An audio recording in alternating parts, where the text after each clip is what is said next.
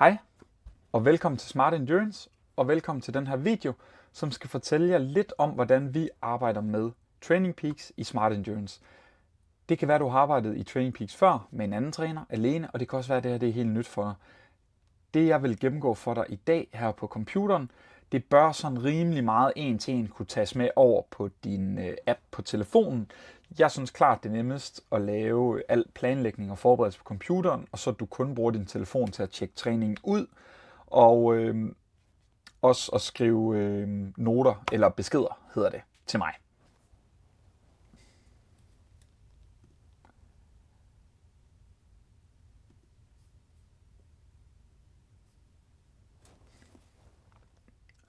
Hej og velkommen til den her video. Hej og velkommen til Smart Endurance og velkommen til den her video, hvor jeg vil gennemgå, hvordan vi arbejder med Training Peaks. Måske du kender Training Peaks allerede i dag, men nu vil jeg lige vise, hvordan vi gerne vil have, at du bruger Training Peaks, når du er i et trænings-coaching-forløb her hos os. Som du kan se på min skærm nu, så har jeg åbnet Training Peaks. Jeg har åbnet den på mig selv som atlet. Og der kan du se lige nu, der ligger der ingen noter, og jeg er gået hen til januar måned. Lad os bare lige hypotetisk lege, at det er den 29. december i dag.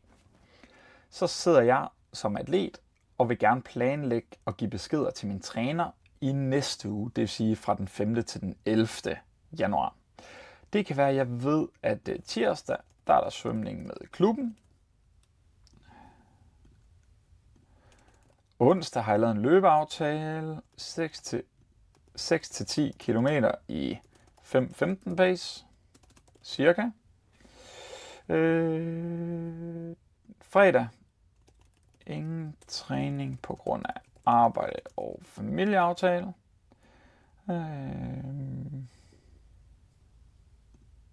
Og så er det hvad her lørdag, kun mulighed for at løbe. Det kan være, at man er taget i et sommerhus, hvor der ikke er svømning og cykling, så man kan have mulighed for at tage ud og løbe. Det er bare lige for at prøve at vise jer nogle ting, man kunne lægge ind i løbet af en uge, som er relevant for jeres træner at vide, når planlægningen skal laves af jeres træning. Så vil en af os trænere sidde og lægge ind, at der skal en løbetur der, og bam, bam, bam, fylde ugen op med træning. Så du ligesom kan se, hvad er det, jeg skal træne i næste uge. Så har du været, lad os lige lægge en løbetur ind her. Nej, vi gør det lige her, fordi det var den 29. i dag. Den 29. der var der planlagt, at du skulle løbe 8 km. Rolig løb. Sådan der. Så det kan du jo så se på dit ur, også hvis du har linket det rigtigt sammen. Så kan du se, og så siger dit ur, jamen prøv at høre, du skal løbe 8 km i 5:25. Der er typisk været et interval på den, men det er bare lige for at vise det. Så når dit ur ligesom har uploadet, så bliver den her træning grøn, fordi den er gennemført. Og så kan du gå ind i den her, der hedder Post Activity Comments og skrive, hej coach, det gik super godt. Jeg skal nok snart have nye løbesko. Har du en anbefaling? Det kan også være, at jeg bliver nødt til at løbe turen kl. 6:30 om morgenen. Har du et godt forslag til, hvad jeg skal gøre med morgenmad? Det kan være alle mulige spørgsmål med i forhold til det her træning. Når man laver, og nu er det virkelig vigtigt, at du lige spidser ører, når man laver en note her, så er det noget, man gør, når man gerne vil fortælle om noget relevant, når coachen skal planlægge din træning. Det vil sige, at der er ikke nogen, der får en notifikation, når du laver de her hernede.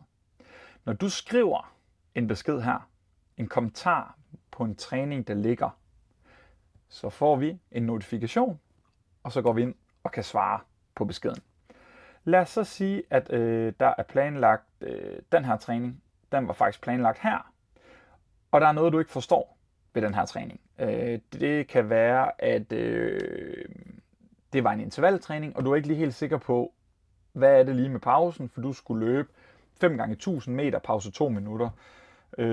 Jeg er lidt i tvivl. Hvad skal jeg gøre i pausen? Spørgsmål. Og send. Nu ved jeg godt, at den blev sendt i det felt, hvor der står Post Activity Comments. Men det er fordi, det i Post Activity Comments, På telefonen hedder den bare add a comment.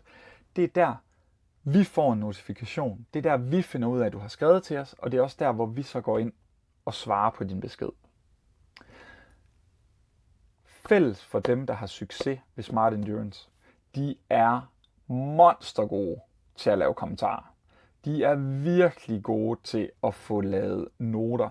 Når jeg siger monstergode til at lave kommentarer, så betyder det ikke, at man nødvendigvis skal skrive hele tiden. Vi regner med, at hvis vi ikke hører fra dig, så er det fordi træningen går godt, og du ikke har spørgsmål. Men det her med at skrive, når man har noget relevant, det kan være, at du skriver 2 gange om ugen lige at samle op. Det er også okay. Det vigtige er bare, at du skriver, når det passer for dig. Så bliv god til at lave noter, bliv god til at komme med relevant kommentering på din træning, så vi kan have en dialog inde i Training Peaks om, hvordan det går. Så er det bare næsten lige så sikkert, som at vi skal betale skat i Danmark, at du får succes. Så hele tiden frem og tilbage med de her kommentarer, hvor vi har en dialog om, hvordan har du det, hvordan går det med træningen, og så få lavet de her noter, få lagt dine planer ind. For træningsplanen er altså ikke bedre, end at hvis den ikke kan blive overholdt af dig, hvis du ikke får grønne træninger, så bliver man jo ikke bedre. Og kan vi nu planlægge træningen, så din chance for succes med grønne træninger er højere, så bliver det bare fedt. Så skriv endelig, hvis du har spørgsmål. Det kan du gøre inde i Training Peaks, så skal vi nok række ud til dig. Men ja, det var lige en meget, meget kort gennemgang af de vigtige funktioner i Training Peaks. God træning.